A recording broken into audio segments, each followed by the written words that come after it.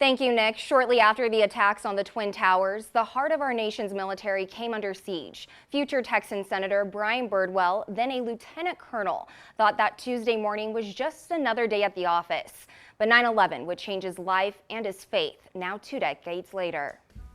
On the morning of September 11th, I was a lieutenant colonel. My command board was going to meet. I was a steady Freddy. I wasn't setting the world on fire. Didn't know if I was going to be chosen for battalion command, but I was at a stage of, I wanted to be that guy that got to full colonel, retires at 30 years, and then gets the RV and drives around the country. The Lord had something else in mind that day. At about 8:50, 8:55, near 9 o'clock, Sandy, one of my two co-workers that were killed that morning, Sandy Taylor, Sandy gets a call from her daughter Sam up in New York. Sandy stands up and says, Sam just said, planes hit the World Trade Center. And I would kneel down with Cheryl and Sandy and just lead that prayer that just says, Lord, we love our first responders, be with them, but it's going to be you doing the bulk of the life saving today. You are a New York City firefighter. Drop what you're doing, report to your company. At about 9:30, 9:35, I told Sandy and Cheryl I needed to step out, go to the men's restroom, that I'd be back momentarily, and those were the last words that I would speak to my two co-workers. When the plane makes impact, I'm set ablaze. This is really the definition of terrorism. The concussion and the vacuum of an 80-ton explosion. And so in those moments, I did what we in the military are never trained to do, and that's surrender and give up. And I screamed out in a very loud voice, Jesus, I'm coming to see you. It wasn't, Lord, save me from this calamity. And as I opened my eyes, waiting for that, okay, Lord, why aren't we finishing this? I could see in the distance light reflecting off the tile. The best way to describe me is there are chunks hanging off of me.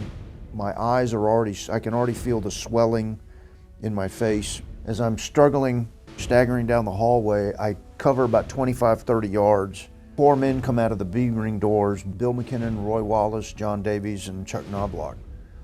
And they weren't coming to look for me particularly.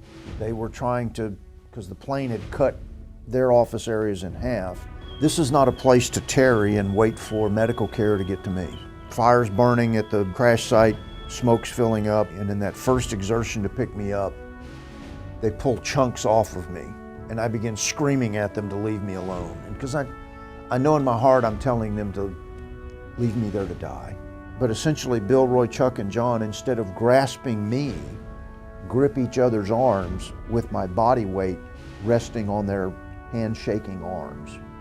I received my first medical care from a great Air Force doctor named John Baxter. He just happened to have his go bag with him, and he get to Georgetown, and the attending physician is Dr. Michael Williams, and he's been formally trained at the Washington Hospital Center in trauma, how to be a train wreck doctor. Well, I'm not getting evacuated to the Washington Hospital Center because of the restriction on air flights. Dr. Williams comes to the left-hand side, says, Brian, we're going to do everything that we possibly can for you. And my eyes are nearly closed now from the swelling of the head and the eye socket area. But I can see in his eyes, there's just the gravity of knowing that, that my death is either imminent, or whatever it is I'm about to walk into is going to be the hardest thing I've ever been asked to do. In a burn unit ICU, the angel of death is standing in the corner.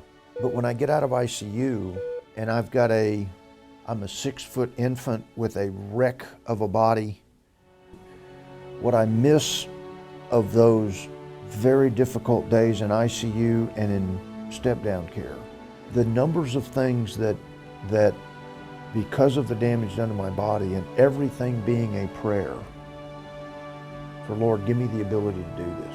Was I as much a believer before September 11th as I am now? Yes, sir. All those blessings and all those traumas are worth every moment of your freedom and every other citizen in this country's freedom.